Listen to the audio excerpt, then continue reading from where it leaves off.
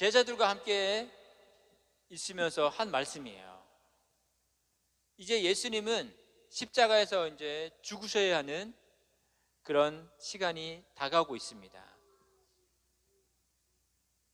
그럼 예수님이 이제 떠나는 거잖아요. 만약에 여러분의 가족이나 사랑하는 사람이 내가 잠시 후에 죽을 것이다, 이제 나를 보지 못할 거야, 그렇게 얘기하면 여러분 어떻겠습니까? 슬프죠. 근데 이제 나이가 들어서 이제 돌아가신다고 하면,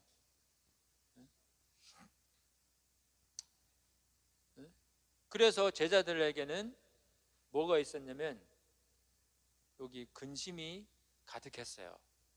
근심. 6절에 보면 예수님이 계속 떠난다고 하니까 제자들에게는 슬픔, 근심, 이건 슬픔을 말해요.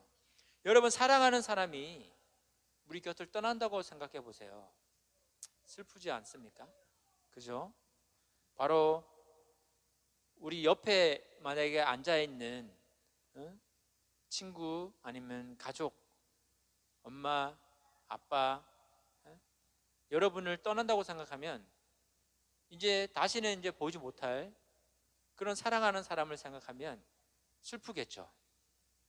그 제자들은 그래서 예수님이 계속 떠난다고 하니까 이 슬픈 마음이 가득했어요. 그러니까 어디로 가는지 물을 수가 없었어요. 왜일까요? 여러분, 이 알고 뭐 너무 슬프니까 어디로 가느냐고 묻는 자가 없었다고 말하고 있습니다. 근데 예수님이 5절에 뭐라고 하셨냐면 내가 나를 보내신 이에게로 간대요. 나를 보내신 이가 누굽니까? 네, 하나님이죠. 하나님이 예수님을 이 땅에 보내셨죠. 그러면서 이 제자들에게, 슬퍼하는 이 제자들에게 하신 말씀이 7절에 보면 내가 너희에게 실상은 뭐예요? 팩트를 말한다. 지금 팩트, 사실을 말하노니 내가 떠나가는 것이 너희에게 유익이다. 유익이 뭐예요? 네, 너희에게 좋은 거다. 왜냐하면 내가 예수님이 가지 아니하면 보혜사가 너희에게로 오시지 않는다고 말하고 있습니다. 예수님이 그러면 가야지만 이 제자들에게 필요한 보혜사가 오신다는 거예요. 근데 그 보혜사가 뭐라고 말하고 있습니까? 가면 내가 그를 너희에게 보낸대요. 자, 그러면 이 보혜사에 대해서 예수님이 말씀하시는데 8절에 보세요. 그가 어떻게 합니까? 와서, 읽어볼게요. 시작. 죄에 대하여, 심판에 대하여, 의에 대하여, 심판에 대하여 세상을 책망하시리라 말씀하십니다. 그리고 또 설명을 해주세요. 예수님이. 그러면 죄에 대하여라 하면 무엇이냐? 그들이, 저희가 나를 믿지 아니하며, 세상이 예수님을 믿지 아니한 것이다. 그리고 10절 읽어볼게요. 의에 대하여라 함은 내가 아버지께로 가니 너희가 다시 나를 보지 못하며, 그리고 11절에 심판에 대하여라 함은 이 세상 임금이 심판을 받았음이니라. 이 세 가지, 죄에 대하여, 의에 대하여, 심판에 대하여 이 세상을 책망하는 분이 누굽니까? 네? 보혜사라고 하는 거죠. 보혜사. 이 보혜사 뜻이 여러분 아세요? 보혜사. 네? 이 보혜사는 한자예요. 한자. 네, 한자. 그래서 여기 여러분 네이버나 이렇게 지식인에서 쳐보면 이 보혜사는 한자로 나와요. 그래서 우리 한글 성경이 다 한자로 돼 있어요. 거의 단어들이. 그래서 우리말이 거의 한자로 돼 있는 것처럼 한자로 돼 있어요. 그래서 영어로는 뭐라고 표현하냐면 이 보혜사가 카운셀러예요. 여러분 따라해 보세요. 카운셀러. 카운셀러가 뭔지 아세요? 카운셀러.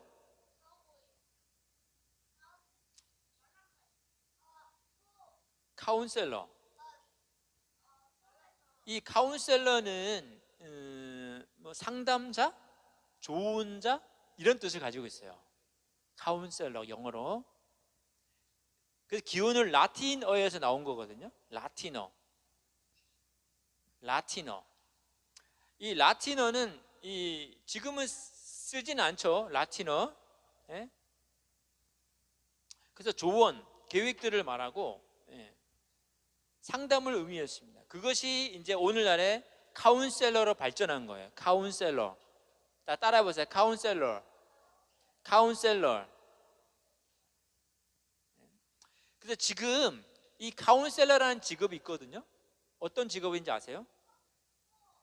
네? 법률 상담할 때 카운셀러가 있습니다. 누구냐면 변호사예요. 변호사. 그리고 심리학 상담 분야에서는 이 심리적이나 개인적 정서적인 문제를 상담을 제공하는 전문가를 바로 카운셀러라고 해요. 여러분 변호사는 어떤 사람입니까? 나를 변호해 주는 사람이에요. 내가 돈을 주고 그 변호사에게 나의 사건을 맡기는 거죠. 그러면 법률 상식을 우리가 잘 모르니까 법률 상식을 잘 공부한 변호사가 나를 대신해서 나의 사건을 처리해 주잖아요. 그죠? 그리고 내가 무죄인 것을 밝혀주고 열심히 뭐 조사하고 연구해 가지고 재판에서 물론 이길 수 있도록 나를 변호해 주는 거예요. 나를 대신해서 변호사가 일을 해주는 거죠. 그것이 카운셀러예요. 그러니까 성경에서는 이 카운셀러가 아까 보혜사라고 하는 그 단어로 카운셀러가 나오는데 구약에서는 어떤 사람들이 카운셀러가 될 수 있을까요? 여러분 구약 성경에서는 예수님이 아직 오지 않은 상태잖아요. 구약 성경에 그렇죠. 왕 또 예, 맞아요. 제사장 또 한 사람이 또 남았어요. 예수님이 기름 부음을 받은 것처럼 구약 성경에서 이 기름 부음을 아까 제사장 얘기했잖아요. 기름 부음을 받아서 임명하는 세 사람이 있습니다. 왕, 제사장, 또 이 구약 성경에 언제 나오냐면 이 선지서에서 많이 나와요. 예, 선지자예요. 영어로 prophet, 선지자, 왕, 선지자, 제사장이 기름 부음을 받는데 그런 사람들을 조언자. 그 사람들은 이사야에 보면 뭐라고 얘기하냐면 기묘자, 모사 이렇게 얘기합니다. 모사. 여러분 모사는 뭔지 아세요? 모사.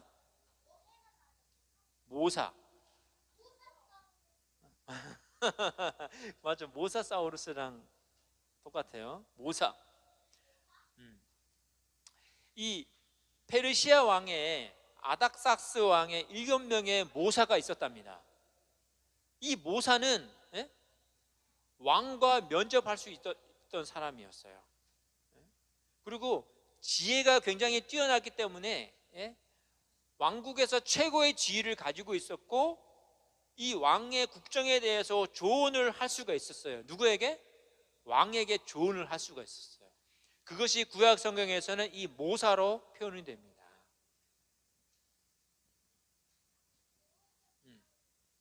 모사.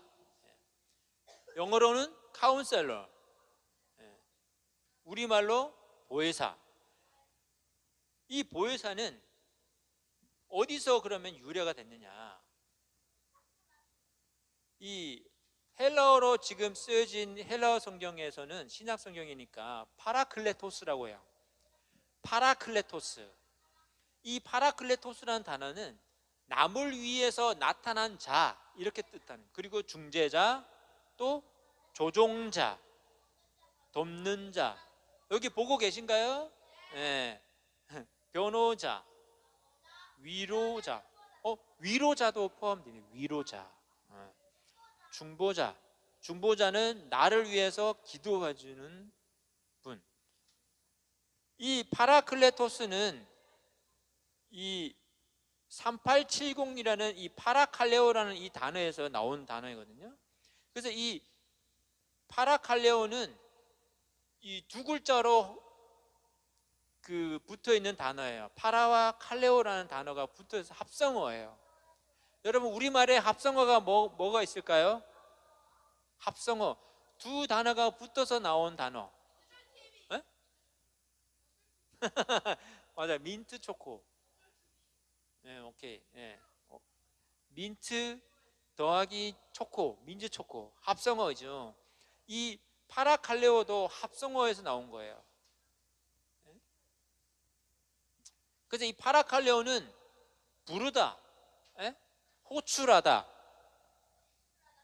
소집하다, 호소하다, 요구하다, 권면하다, 격려하다, 간청하다, 위로하다, 요구하다. 자, 그럼 이 파라칼레오는 파라하고 칼레오인데, 그럼 파라는 무슨 뜻이냐? 뭐뭐에게서라는 뜻이에요. 뭐뭐에게서. 오다, 가다, 보내다. 어떤 장소적인 개념에서 보내다라는 뜻을 가지고 있어요, 이 파라는. 그리고 칼레오는 부르다. 여러분 따라해 보실까요? 부르다, 이름하다, 초대하다, 불러 모으다, 청함을 받다.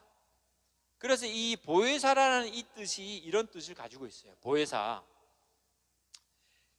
그러면 예수님이 다시 이 보혜사에 대해서 말씀하셨는데, 뭐라고 말씀하시면 12절에 같이 읽어보겠습니다. 내가 아직도 너희에게 이를 것이 많으나 지금은 너희가 감당치 못하리라. 13절에 그러하나 진리의 성령이 오시면 그가 너희를 모든 진리 가운데로 인도하시리니 그가 자의로 말하지 않고 오직 듣는 것을 말하시며 장래 일을 너희에게 알리시리라. 자, 누가 온다고요? 여기서는 뭐라고 말해요? 진리의 성령이죠. 그러면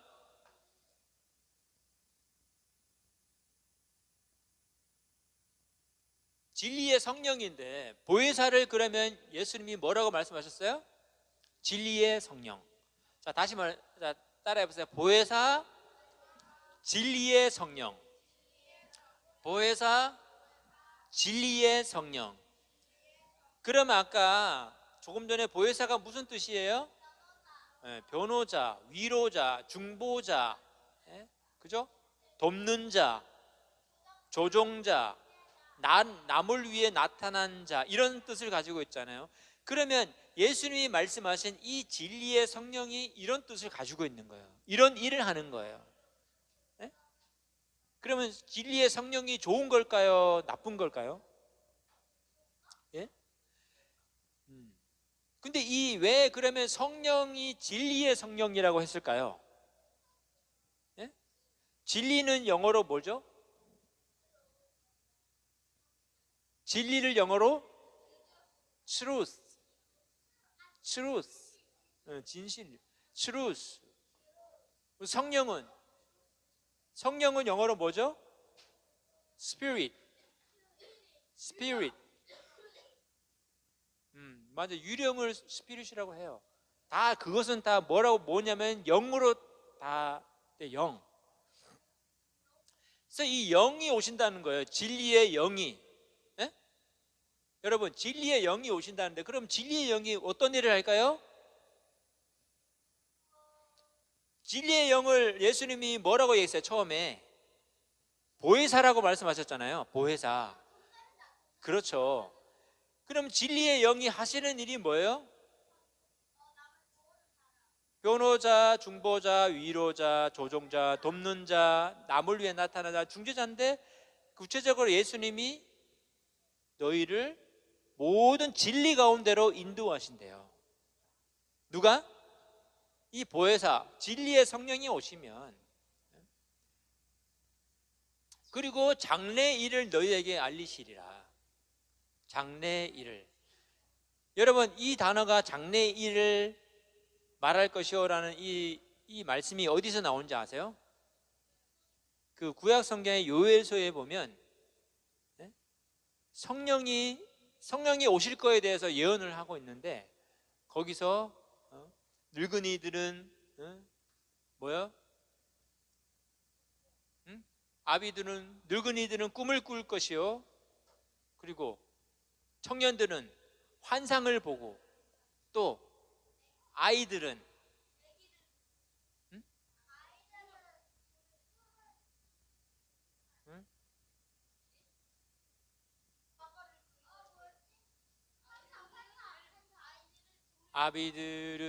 아비들은 꿈을 꾸고, 청년들은 환상을 보고, 아이들은 그렇죠, 예언할 것이요. 그게 장래의 일을 너희에게 알리신다는 거예요. 이 성령에 오시면. 그러면 여러분, 성령이 어떤 일을 한다고요?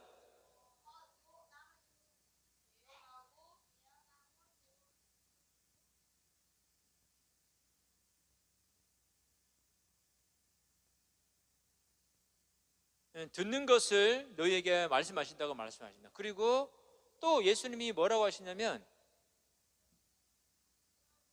조금 있으면 너희가 나를 보지 못한다.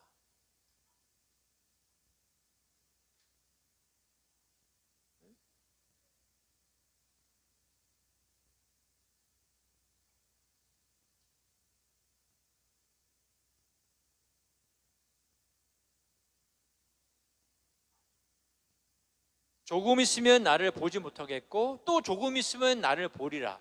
이게 무슨 말일까요?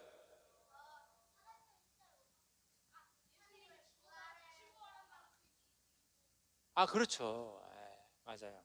예수님이 죽으셨다가 다시 부활하신다는 거예요. 보리라. 그러니까 제자들이, 근데 우리는 지금 이해를 하고 있지만 제자들은 이해를 못했어요. 보세요, 17절에 제자 중에 서로 말하되, 우리에게 말씀하신 바 조금 있으면 나를 보지 못하겠고, 또 조금 있으면 나를 보리라 하시며, 또 내가 아버지께로 감이라 하신 것이 무슨 말이냐. 제자들은 이해를 못하고 있었습니다. 또 어떤 사람이 또 조금 있으면 한 말씀이 무슨 말씀이냐, 무엇을 말씀하시는지 알지 못하겠노라. 여러분 아세요? 방금 얘기했잖아요. 그래서 예수님 뭐라고 하십니까? 조금 있으면 나를 보지 못하겠고 또 보리라 함으로 서로 물어보느냐. 내가 진실로 진실로 너희에게 이르노니, 읽어보겠습니다. 너희는 곡하고 애통하겠으나 세상은 기뻐하리라. 너희는 근심하겠으나 너희 근심이 도리어 기쁨이 되리라. 곡하고 애통한다는 것은 예수님이 이제 가시기 때문에 애통하지만, 세상은 예수님을 십자가에 못 박은 사람들은 어떻게 해요? 기뻐한다는 거예요. 하지만 너희가 이렇게 곡하고 애통하고 근심하겠으나, 왜? 지금 제자들이 근심하고 있잖아요. 그죠? 슬퍼하고 있잖아요.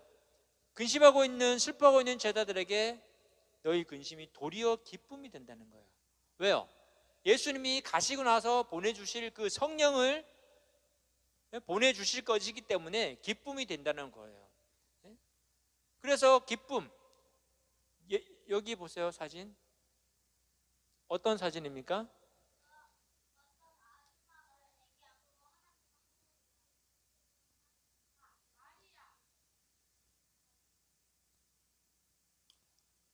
이 설명이 지금 여자가 해산하게 되면, 여자가 아이를 낳게 되면 낳기 전에는 어떻습니까?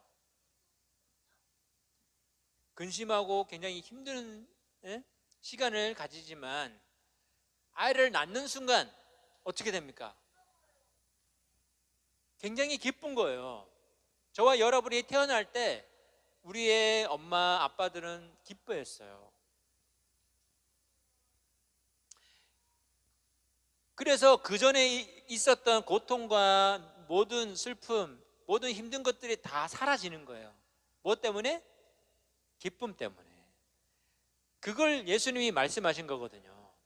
지금 예수님이 죽으시고 너희들이 근심하고 슬퍼하겠지만 그 이후에 너희에게 오는 그 기쁨은 지금 너희들이 겪고 있는 근심과 슬픔과는 비교할 수 없는 그런 기쁨이다. 왜? 나를 다시 보기 때문이다. 지금은 너희가 근심하나 내가 다시 너희를 보리니 너희 마음이 기쁠 것이라고 말합니다. 그리고 그 기쁨을 빼앗을 자가 없다. 이 기쁨은 어떤 소유의 개념이 아니잖아요, 여러분. 여러분, 예수님을 다시 만나는 이 제자들에게 기쁨은 누가 빼앗을 수 없는 거예요. 여러분, 돈은 빼앗을 수 있죠. 내 통장에 있는 돈도 누군가가 내 돈을 가져갈 수가 있어요.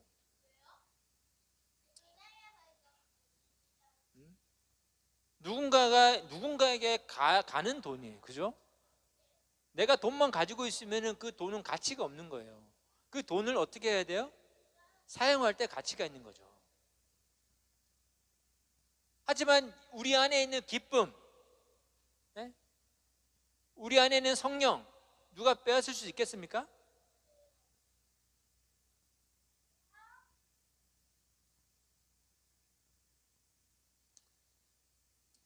그래서 이제 예수님은 지금까지는 비유로 말씀하셨지만 이제는 아버지에 대한 것을 밝히 이르리라. 누가 오시면?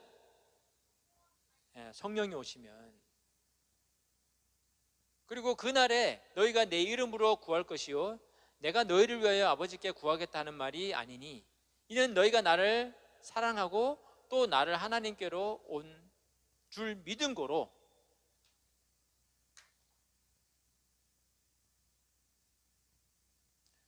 내가 아버지께로 나와서 세상에 왔고 다시 세상을 떠나 아버지께로 가노라.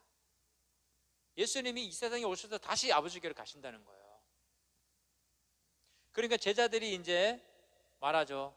주께서 모든 것을 아시고 사람의 물음을 기다리시지 아니하시니 이로써 하나님께로서 예수님이 나오심을 믿습니다. 이렇게 고백했지만 예수님은 뭐라고 얘기합니까? 너희가 나를 믿느냐? 너희가 다 각기 제곳으로 흩어지고 나를 혼자 둘 때가 온다. 이것은 뭘 얘기해요? 예수님이 십자가에 달리기 전에 잡히잖아요. 잡혔을 때 제자들이 다 도망가잖아요. 그걸 얘기하는 거예요. 하지만 내가 혼자 있는 것이 아니라 아버지께서 나와 함께 계신다고 말씀하십니다. 그래서 내 안에서 평안을 누리게 하려 합니다. 세상에서 너희가 환난을 당하나 담대하라. 내가 세상을 이겨노라. 예수님은 십자가를 통해서 세상은 승리했다고 생각할지 모르지만 예수님은 그 십자가를 통해서 승리하는 길을 가신 것입니다. 세상을 정복한 것이에요. 그리고 아까 말한 이 성령의 사역은 죄에 대하여 의에 대하여 심판에 대해서 세상을 책망하신다. 이 성령이 임하시면 이런 일을 하신다는 거예요. 죄에 대해서. 서기관과 바리새인들, 유대인들은 하나님의 그들의 법을 만들어 가지고 그들이 그리고 전통을 만들어 가지고 그것을 지키면서 누구를 믿지 않았습니까? 이 우리를 구원하러 오실 그 예수님을 믿지 않은 거예요. 그것이 바로 죄인 거죠. 그리고 의인은 예수님이 아버지께로 다시 간다는 거예요. 그래서 다시 보지 못한다. 예수님이 아버지께로 간다는 거죠. 예수님이.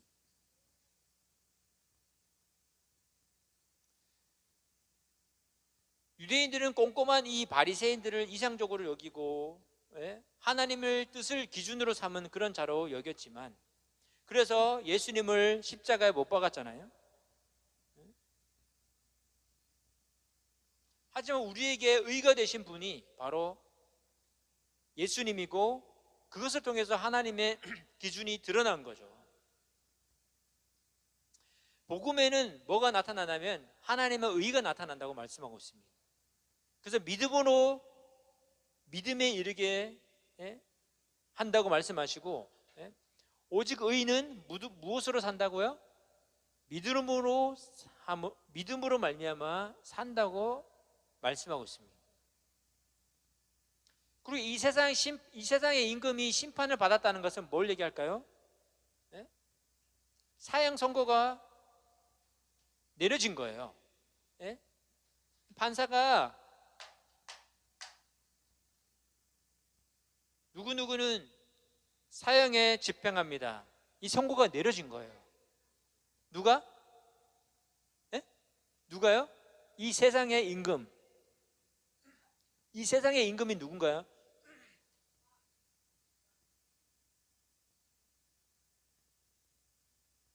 이 세상의 왕은 바로 마귀예요. 사단이에요. 이 세상의 임금은 사단이라고요. 그래서 예수 믿지 않는 그런 사람들은 누구의 통치를 받는 거예요? 마귀의 통치를 받고 사단의 통치를 받는 거예요. 그런데 예수님이 그 이 세상의 임금 왕인 사단을 어떻게 했다고요? 사형 선고를, 심판의 선고를 한 거예요. 그리고 그 선고가 언제 집행이 됩니까?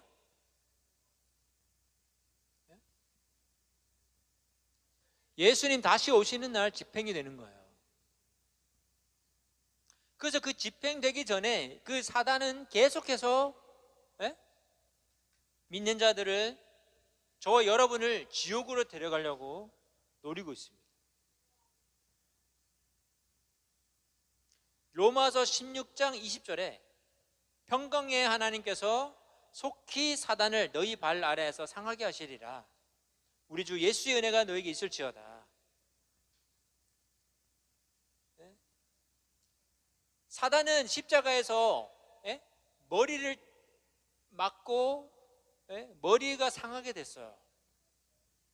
하지만 여전히 사단은 이 세상을 이끌어가고 있어요.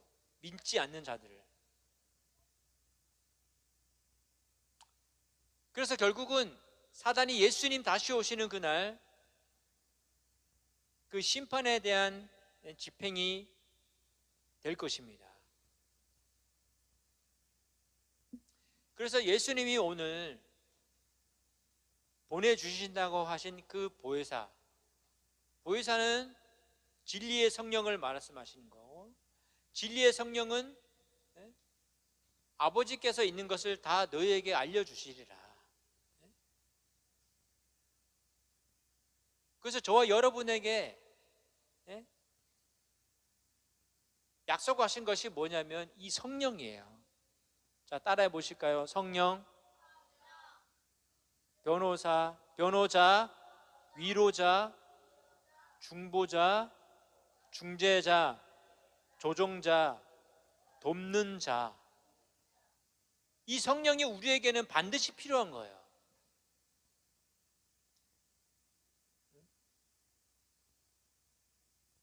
믿는 자들에게 이 반드시 필요한 것이 바로 이 성령입니다.